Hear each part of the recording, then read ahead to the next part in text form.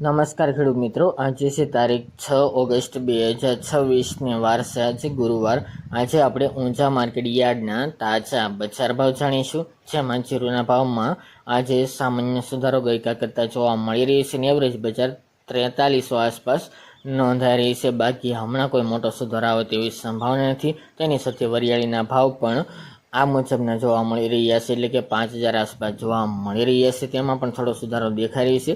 બાકી મિત્રો, એવરેજ બજાર તમામ જણસીના ભાવમાં હાલ એવરેજ બજાર સ્થિર જોવા મળી રહી છે। હમણાં કોઈ મોટો સુધારો આવે એક કે જણસીમાં તેવી શક્યતા જણાઈ રહી નથી। તો ચાલો મિત્રો, આપણે જાણી લઈએ કે આજે રાયડો, જીરું અને અજમાના ભાવ શું ચાલી રહ્યા હતા।